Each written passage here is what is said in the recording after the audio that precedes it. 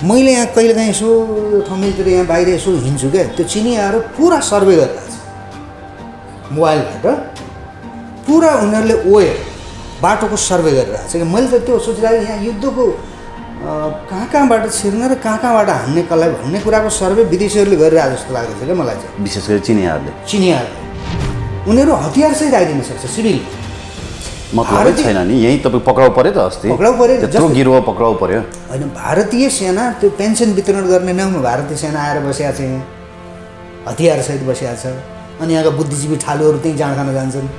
शासकलाई सत्तामा बस्न कसले सजिलो बनाइदियो उसैतिर ढल्किने र उसले गरेका कमी कमजोरीहरूलाई चाहिँ त्यो व्यवस्था गर्ने, मन्त्री ओलीलाई सत्ताबाट हटाउने जुन खेल चलिरहेको थियो, अब त्यो खेललाई रोक्ने काम त चिनिया राष्ट्रपतिले हाम्रो राष्ट्रपतिलाई फोन गरेर चिनिया राजदूत सक्रिय भएर चाहिँ प्रधानमन्त्री ओलीको सरकार थामिदिया हो नि त त्यसो भएको हुनाले अब के भयो र अलिअलि जमिन चाहिँ चिनले लियो त के भयो त, अब यसमा हामीले विरोध गऱ्यौँ भने फेरि चिनको सहयोग पाउँदैन भन्ने पनि भयो।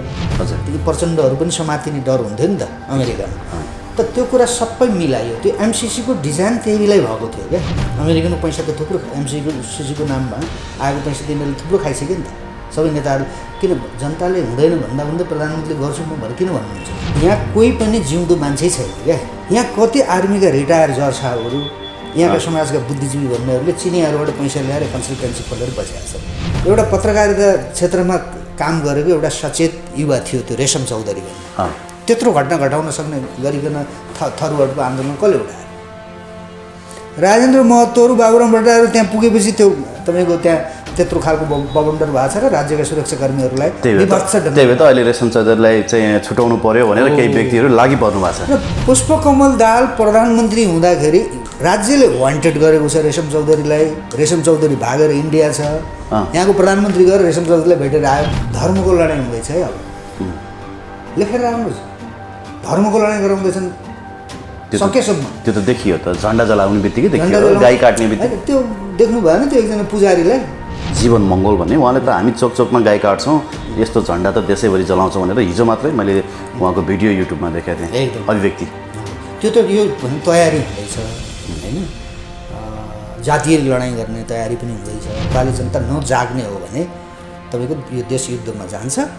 युद्धमा गइसकेपछि यहाँ केही बाँकी रहँदैन, त्यो युद्ध रोक्नका निमित्त विदेशी सेना आउँछ।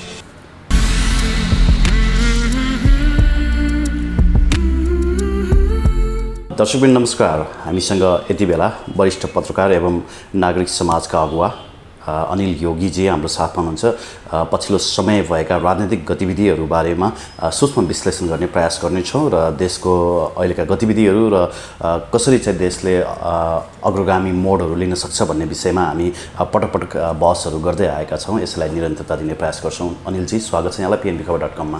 धन्यवाद।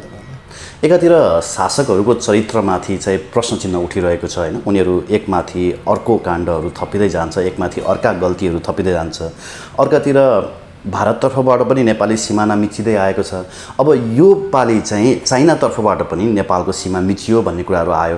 त्यहाँका स्थानीयहरूले सिमाना मिचियो भनेर भने, तर परराष्ट्र मन्त्रीले चाहिँ हाम्रो सिमाना मिचिएको छैन भनेर सिंहदरबारमै बसेर भनिदिनु भयो होइन। यो कस्तो हो? अब नेपाल सकिने क्रममा लगेको हो अथवा हामी नेपालीहरू देशभित्रै शरणार्थी बन्नुपर्ने अवस्थामा पुगेका हौँ? यो अत्यन्तै महत्त्वपूर्ण प्रश्न हो है।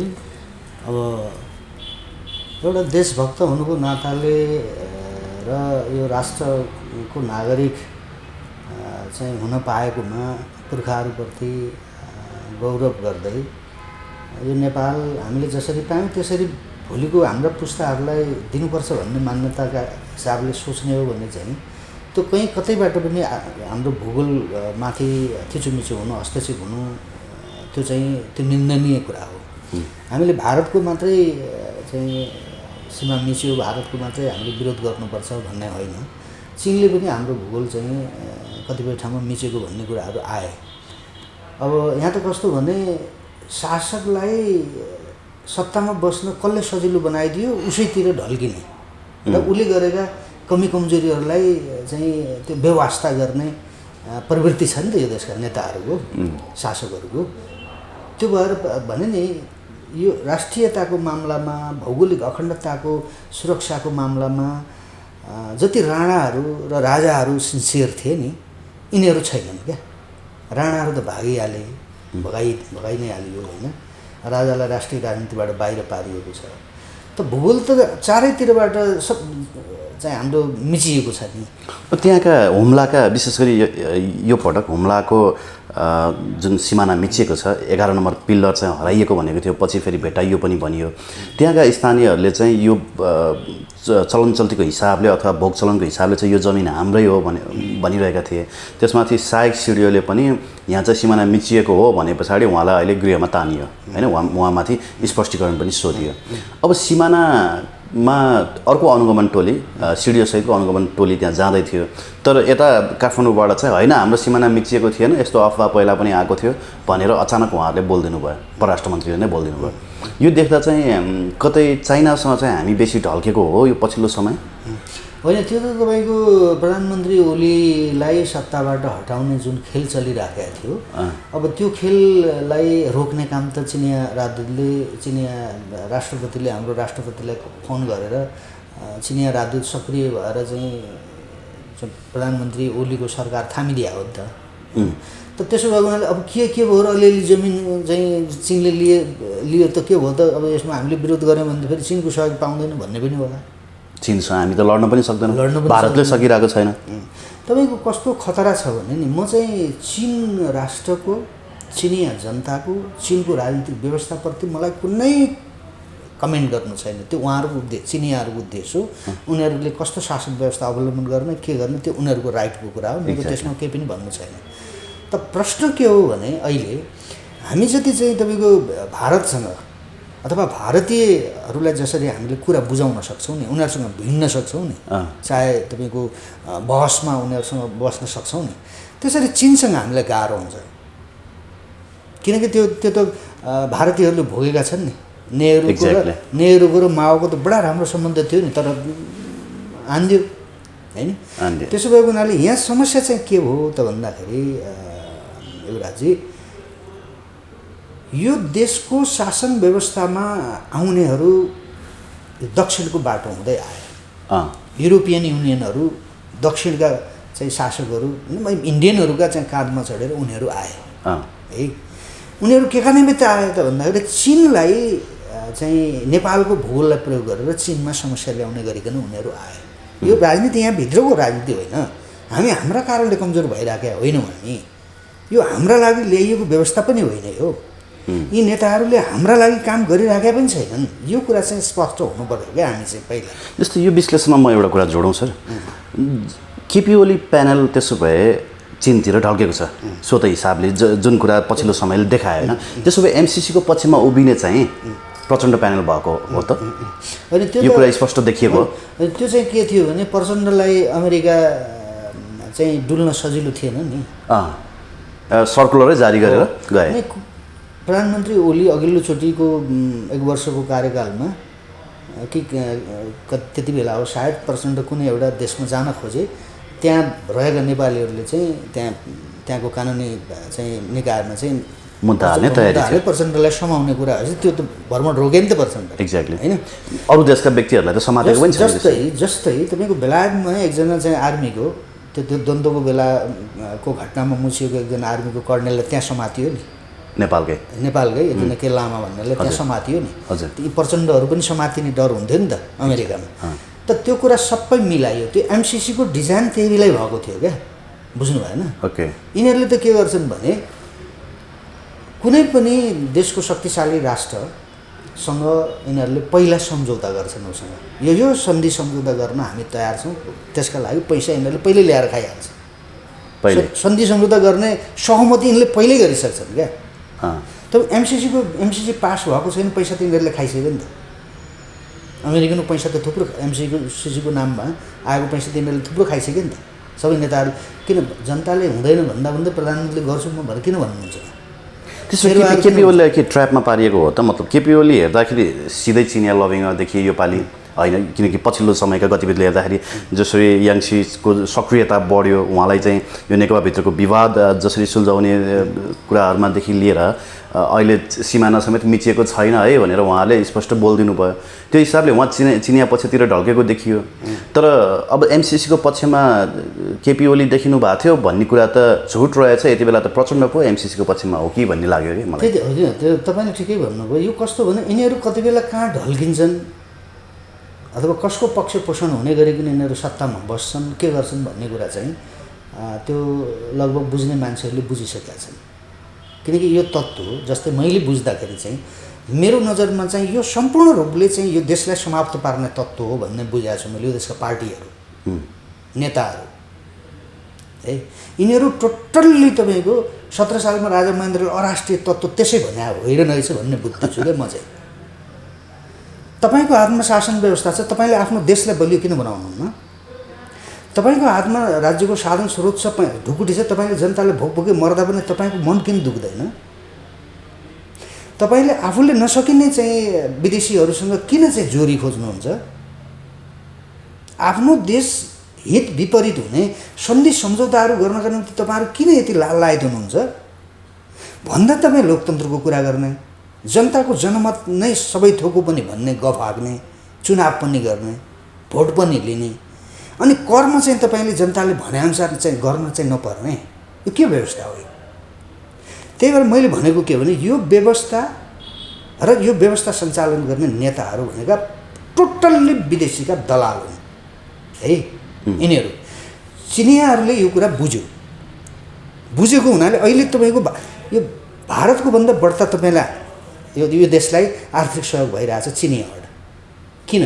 नेपालमा त्यो किन भइरहेछ त भन्दा चिनियाले यो देशभित्र आएर विदेशीले जे गर्न खोजिराखेका छन् चिनका विरुद्धमा, त्यसलाई काउन्टर गर्नका निमित्त आएको हो। त्यो हाम्रो मायाको लागि होइन। जस्तो यसमा मैले फेरि अर्को एउटा कुरा के जोड्यो भने भारतले सिमाना मिचियो भनेर अलिकति मात्रै कुरा उठ्दा पनि सडक तताउने थुप्रै सीमाविदहरू, अभियन्ताहरू चीनले सीमा मिच्यो भनेर सञ्चार माध्यममा आउँदाखेरि त्यहाँका स्थानीयहरूले बोल्दा पनि यो के हो त भनेर चासो पनि नदिने व्यक्तिहरू यी सबै पनि बिकेकै रहेछन् भन्ने बुझ्नु पर्यो हामीले कि के बुझ्नु पर्यो भन्नुहोस् त? यो यहाँ कोही पनि जिउँदो मान्छे छैन क्या नेपालमा।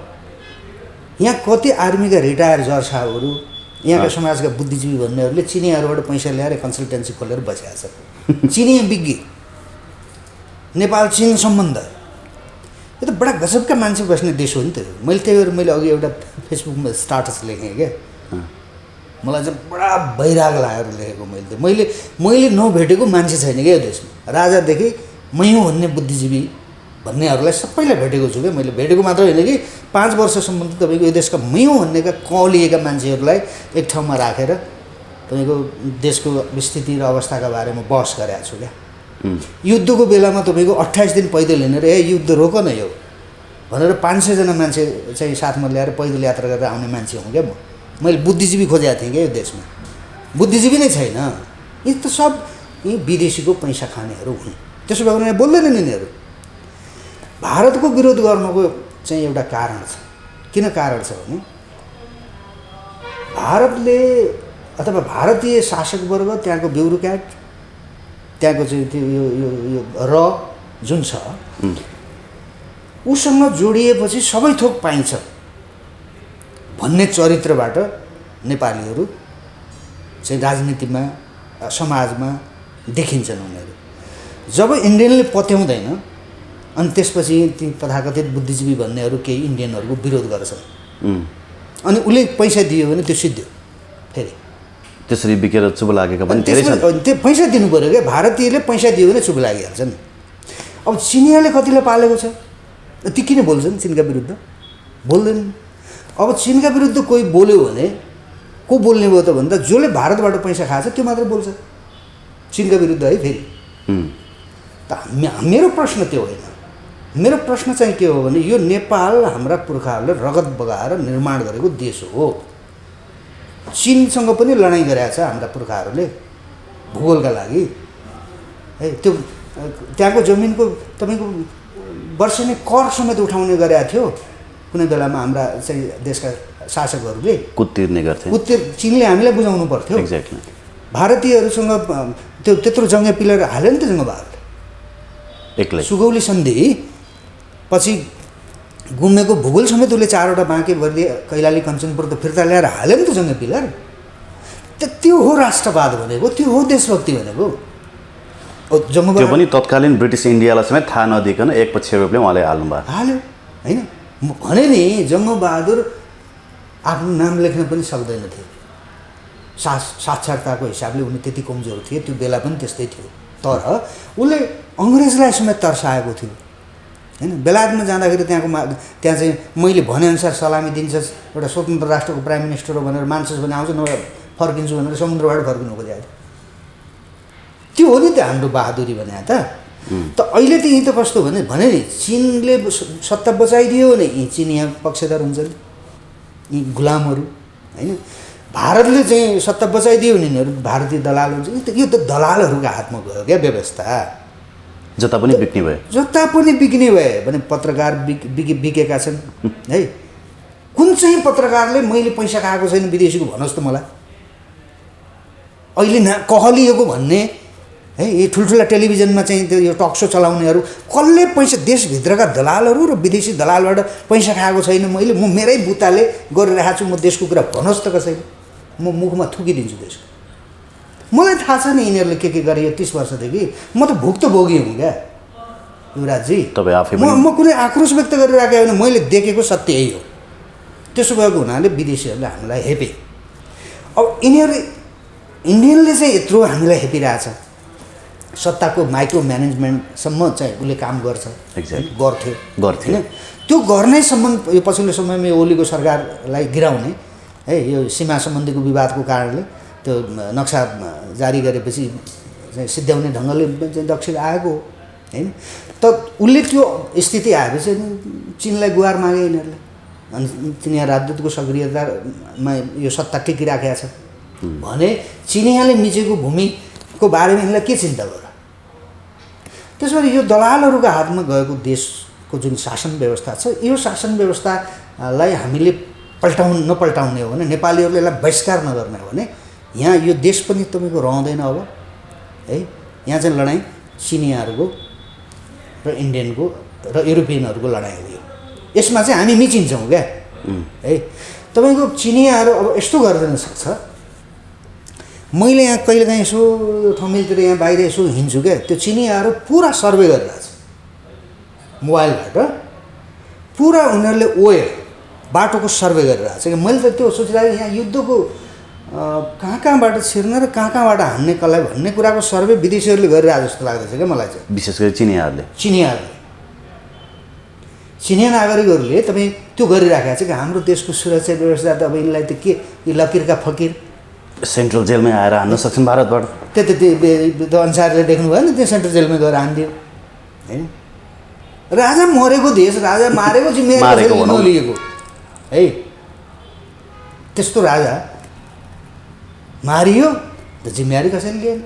यस्तो देशमा छौँ नि त। अनि चिनियाहरू त आउने हो, किनकि उनीहरू हाम्रो दया मायाले आउने होइन, उनीहरू आफ्नो देशलाई सुरक्षित राख्नका निमित्त यहाँबाट यिनीहरूले खेल्न खोजेका हुनाले आउने हो चिनियाहरू।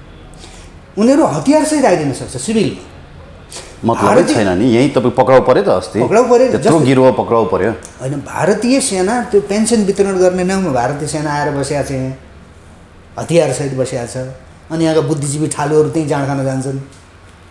जाँड खान दिएन, इन्डियनले त्यो पेन्सन वितरण गर्ने कार्यालय खोलिएका छन्, उसले जाँड खान दिएन भनेर कति बुद्धिजीवीहरू रुन्छन् है। इन्डियन सेना त आइसकेको छ नि, अनि चाइनिज सेना किन नआउने? अब के बाँकी छ भने हामीसँग अमेरिकी सेना पनि आइरहेछ। अमेरिकन सेना त अब एमसिसी पास भएपछि त अब त्योभन्दा अगाडिदेखि नै आइरहेछ, त्यो अगाडिदेखि आइरहेको छ ट्रेनिङको नाममा भन्नुहोस् कि। त्यसमा यो देशलाई चाहिँ यिनीहरूले, नेपालका पार्टीहरूले, नेपालका नेताहरूले खतम गरिसके है। अब देश बचाउने हो भने ओके, म आउँछु सर। म यो अलिकति अगाडि थोरै एउटा सन्दर्भ जोड्छु अनि त्यस पछाडि यो के देखियो भने नि, जस्तो अमेरिकी र युरोपियनहरूको लबी एकातिर भयो र चाइनाहरूको लबी एकातिर भयो, सर्लक्क किता छुटिएकै छ होइन। सबैको चलखेल गर्ने जियो पोलिटिक्सको सबैभन्दा सुइटेबल पोइन्ट नेपाल भएको छ होइन। केही विश्लेषकहरूले के भन्नुहुन्छ भने अब तेस्रो विश्वयुद्ध नेपालबाटै सुरु हुन्छ भन्ने खालको पनि विश्लेषणहरू गर्नुभएको थियो। अब यो अहिले पछिल्लो सिनारियो देख्दाखेरि चाहिँ एकातिर चीनले पनि मिल्दै आउने, उता भारतले पनि मिल्दै आउने, नेपाल कसै न कसैको साथमा लाग्नु नै पर्ने भयो भनेपछि यो कुरा चाहिँ पुष्टि हुने नै भयो नि त। त्यो त तपाईँको कस्तो भने त्यो यहाँ हिजो चाहिँ राजनीतिक एजेन्डाको चाहिँ युद्ध थियो। माओवादीले, बाबुरामजीहरूले, प्रचण्डहरूले नेतृत्व गरेको जुन युद्ध थियो त्यो चाहिँ हाम्रै नेपाली समाजकै चाहिँ सामाजिक मुद्दाहरू उनीहरूले उठान गरे र त्यसमा सबै जातिको सहभागिता भयो। त्यसमा यो जाति त्यो जाति सबै जाति नेपाली भनौँ न, सबै नेपालीको सहभागिता थियो। त त्यो युद्धलाई जातीय युद्धमा कन्भर्ट गर्ने योजना थियो किन सबै जाति त्यसमा थिए नि त, त्यो कारणले त्यो हुन सकेन। नभएपछि जातीय मुद्दा यिनीहरूले संविधान सभाको बाहना, संविधान सभा मार्फत संविधान बनाएपछि सबै थोक हुन्छ भन्ने बाहना, कुर्सी हानाहानसम्म भयो। कुर्सी हानाहान त विदेशमा गरियो 12 बुँदे सम्झौता। त्यसपछि के भन्यो त भन्दा यहाँ आएर यिनीहरूले के भने त भन्दाखेरि त्यसमा यो संसद प्रतियुद्धका नायकहरू क्या, प्रतियुद्धका यी नायकहरूले चाहिँ संसदवादी भन्नेहरूले त्यति बेलाका यिनीहरूले पनि त्यसमा सम्मति जनाए। जुन जातीय राज्य, यो नेवा राज्य, त्यो ताम्सालिङ, यो मगरात, यो लिम्बुवान, यो खुम्बुवान, यो थारुवाड, यिनले जुन राज्य बाँडे नि जातीय राज्य, त त्यो जातीय लडाइँ गराउने संविधान सँगसँगै, संविधान सभाको चुनाव सँगसँगै जातीय लडाइँ गराउने योजना थियो। अब त्यो योजना कार्यान्वयन गराउन खोज्दैछ यिनीहरूले। एमएनओको बीजारोपण पनि त्यहीँबाटै भयो। एमएनओको बीजारोपण त्यहीँबाट भयो है। त्यसो भएर थारू जस्तै एउटा पत्रकारिता क्षेत्रमा काम गरेको एउटा सचेत युवा थियो, त्यो रेशम चौधरी भन्ने। त्यत्रो घटना घटाउन सक्ने गरिकन थरुवाडको आन्दोलन कसले उठायो? राजेन्द्र महतोहरू, बाबुराम भट्टराईहरू त्यहाँ पुगेपछि त्यो तपाईँको त्यहाँ त्यत्रो खालको बवन्डर भएको छ र राज्यका सुरक्षाकर्मीहरूलाई विभत्स ढङ्गले। त्यही भएर त अहिले रेशम चौधरीलाई चाहिँ छुटाउनु पर्यो भनेर केही व्यक्तिहरू लागि पर्नु भएको छ। र पुष्पकमल दाहाल प्रधानमन्त्री हुँदाखेरि राज्यले वान्टेड गरेको छ रेशम चौधरीलाई। रेशम चौधरी भागेर इन्डिया छ, यहाँको प्रधानमन्त्री गएर रेशम चौधरीलाई भेटेर आयो। भाषण गर्दै प्रचण्डले के भन्छन्, रेशम चौधरीलाई चाहिँ भारतमा गएर भेट्ने पहिलो चाहिँ व्यक्ति म हुँ भन्छ। यो त कसो, यो त अपराधीले चलायो क्या देश। यो कुरा किन बुझ्दैन नेपाली जनता? मैले चाहिँ बढी बुझे भए मलाई त्यति मात्रै हो र मान्छे मार्नु पनि राजनीतिक मुद्दा हो भनेर लागि परिरहेका छन् भने प्रहरीको एउटा एसपीलाई त्यसरी जिउँदै भाला रोपेर मार्नु राजनीतिक मुद्दा हो भनिरहेका छन्, जबकि सर्वोच्चले चाहिँ अपराधी ठहर गरेर जेल पठाइसकेको छ। विडम्बना छ। अब चाहिँ के हो भने हेर्नुहोस्, यिनीहरूले मुलुकलाई अब धार्मिक युद्धमा धर्मको लडाइँ हुँदैछ है। अब लेखेर राख्नुहोस्, धर्मको लडाइँ गराउँदैछन् सकेसम्म। त्यो त देखियो त, झन्डा जलाउने बित्तिकै देखियो, गाई काट्ने बित्तिकै। त्यो देख्नु भएन त्यो एकजना पुजारीलाई, त्यो हनुमान थानको पुजारी श्रीराम शाह, उहाँको के अरे रौतहटको श्रीराम शाह त्यसलाई मारिदियो होइन। यो के भने धर्मयुद्ध त्यति मात्र होइन। एमएनओका एकजना हुनुहुन्छ जीवन मङ्गोल भन्ने, उहाँले त हामी चोक चोकमा गाई काट्छौँ, यस्तो झन्डा त देशैभरि जलाउँछौँ भनेर हिजो मात्रै मैले उहाँको भिडियो युट्युबमा देखाएको थिएँ। अभिव्यक्ति त्यो त यो भने तयारी हुँदैछ होइन, जातीय लडाइँ गर्ने तयारी पनि हुँदैछ र धर्मको युद्ध गर्ने पनि तयारी हुँदैछ।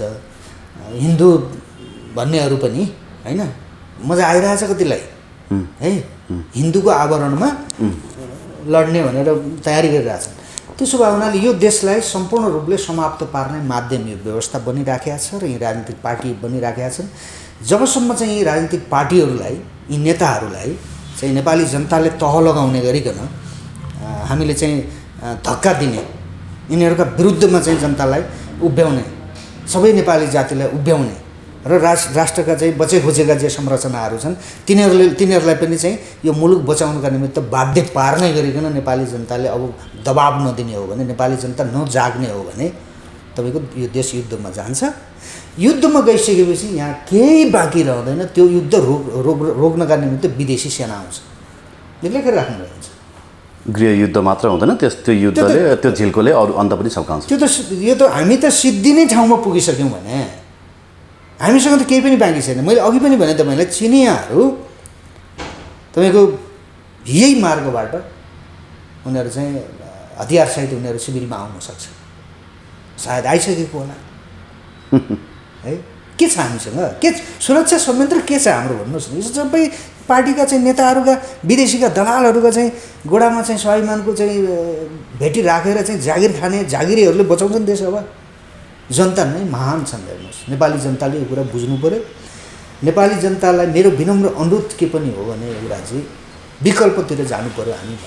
हामीले अब विकल्प खोज्नुपर्छ भन्नेमा म चाहिँ एकदम स्पष्ट छु। त्यो भने के भने यो राष्ट्र निर्माण गर्ने भनेको शाहवंश र चाहिँ नेपाली सेनाको चाहिँ निकै ठुलो चाहिँ महत्त्वपूर्ण भूमिका रहन्छ। अब पनि फेरि पनि यो देशलाई बचाउनका लागि र नेपाली जातिको जीवन सुरक्षित राख्नका निमित्त पनि नेपाली सेना र नेपालको शाहवंश राज संस्था र राजाले चाहिँ प्रयास नगर्ने हो र नेपाली जनताले चाहिँ नेपाली सेना र नेपालको राज संस्थालाई चाहिँ यो देश बचाइदिनका निमित्त अपिल नगर्ने हो, अनुरोध नगर्ने हो भने चाहिँ यो देश सिद्धिन्छ, नेपाली जाति समाप्त हुन्छन्। कुनै एउटा जातिले अर्को कुनै जातिमाथि हमला गर्दा बित्तिकै मान्नुहोस् तपाईँ सुरु हो। जस्तै झन्डा जलाएको केसमा हेर्नुहोस् न, ब्राह्मणहरूले गाली गरेको कुरामा चाहिँ त्यो जनजाति भनिएका त्यो एमएनओका मान्छेहरूलाई कति चाहिँ त्यो प्रतिक्रियाहरू दिए। त त्यो त युद्धको चाहिँ रिहर्सल हो भन्छु क्या म त्यसलाई। त्यो सिरियस शासक हुने हो, सिरियस नेता हुने के हुँदो रहेछ भनेर एकपटक जलाई हेर्ने पनि होला, कतिको भड्किँदो रहेछ मास भनेर। रिहर्सल त्यो रिहर्सल हुँदैछ है। अब भिडन्तमा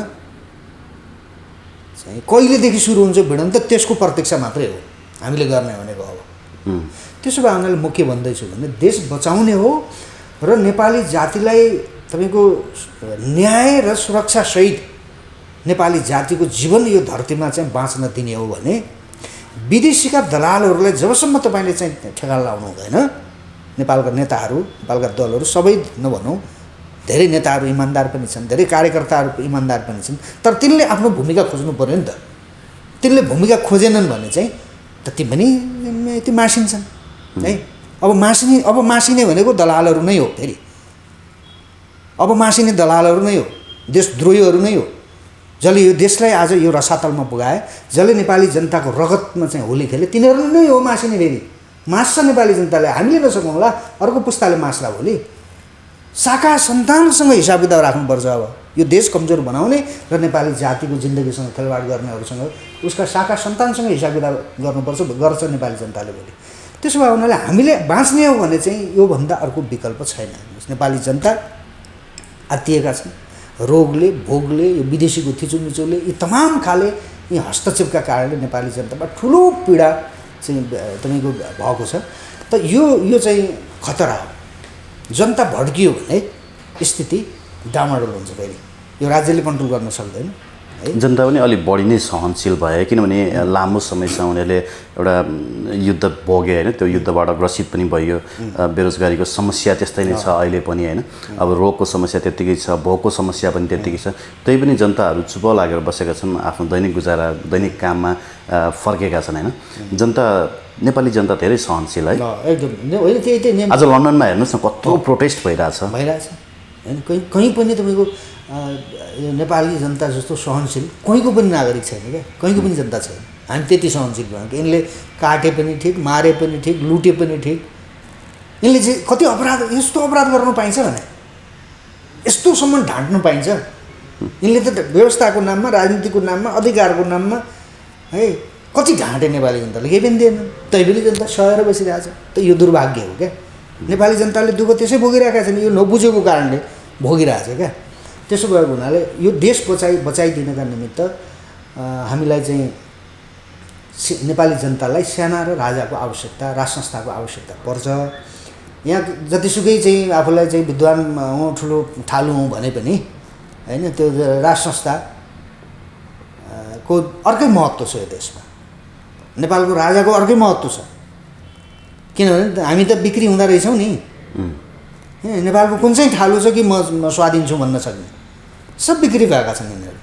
त्यसो भएर त्यो बिक्री, यो देश माटोसँग चाहिँ उसको अस्तित्व जोडिएको हुनाले त्यो शाहवंश चाहिँ बिक्री हुँदैन है। उसले जनतासँग सम्झौता गर्छ, जनतालाई मारेर, विदेशीलाई खुसी बनाएर चाहिँ त्यो शाहवंश चाहिँ बस्दैन, बरु छोडिदिन्छ। उसले त त्यो प्रजातान्त्रिक संस्कार त देखायो नि त नेपालको शाहवंशले। त्यसो हुनाले हामी त्यहाँ नफर्किकन यो देशको रक्षा हुन सक्दैन। त्यसका लागि चाहिँ नेपाली जनताले अब एकदम गम्भीर भएर सोच्ने बेला र निर्णय गर्ने बेला पनि आयो मेरो विचारमा। किन ढिला युद्ध भइसक्यो भने, देश युद्धमा गइसक्यो भने तपाईँ छलफल गर्ने पनि त्यो अर्थहीन हुन्छ, त्यो सम्भवै हुँदैन। तपाईँलाई म पहिला स्मरण गरौँ, मैले जब म कालीकोटमा गएँ युद्धको बेलामा, मैले त्यो राज्यले गरेको यहाँ चाहिँ गिरिजाप्रसाद कोइराला चाहिँ आतङ्कवादीहरूलाई हामीले ठिक पारेका छौँ भनेर चाहिँ भाषण छाड्ने है, त्यहाँ त मैले गएर त्यहाँ हेर्दाखेरि त्यहाँ त अर्कै देखेँ मैले होइन। राज्यका सुरक्षा अङ्गहरूको दादागिरी होइन, तिनीहरूको विवेकहीनताको त्यो पराकाष्ठा जुन मैले त्यहाँ देखेँ।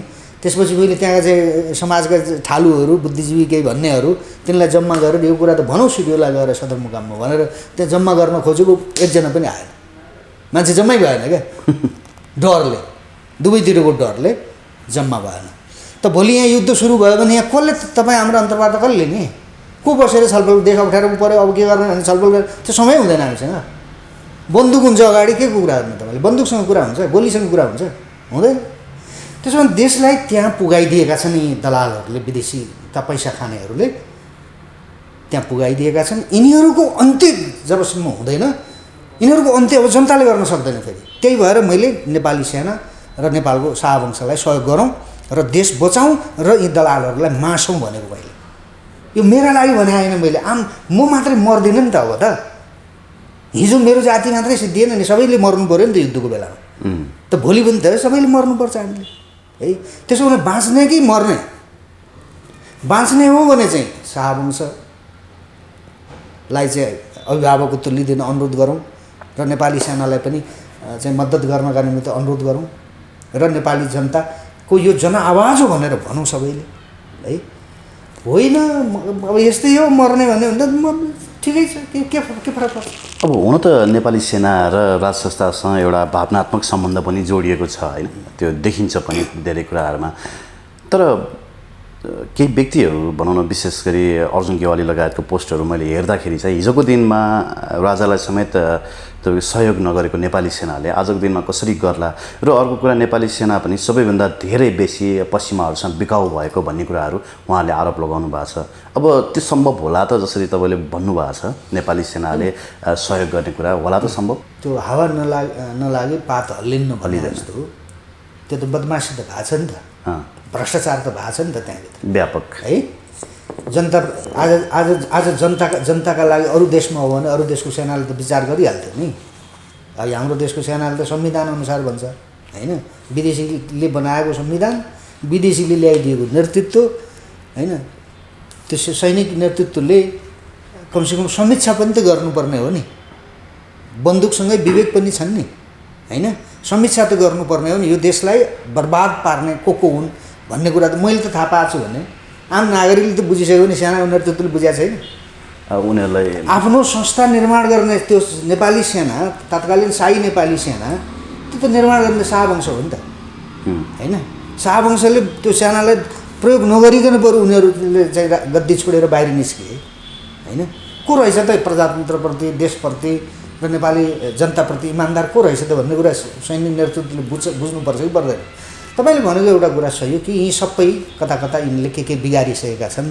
यी बिगारेर बदमासी गरेको मान्छेको त हिम्मतै हुँदैन नि, आँटै हुँदैन। त्यति मात्र होइन, अब यो भन्न मिल्छ या मिल्दैन, मलाई एकजना विश्लेषक भन्नेले के भन्नु भने इन्डियन सेनाको जर्नल आएर नेपाली सेनालाई बेला बेलामा ट्रेनिङ दिने मात्र होइन कि हप्काउने समेत पनि गर्छ भन्नुभयो।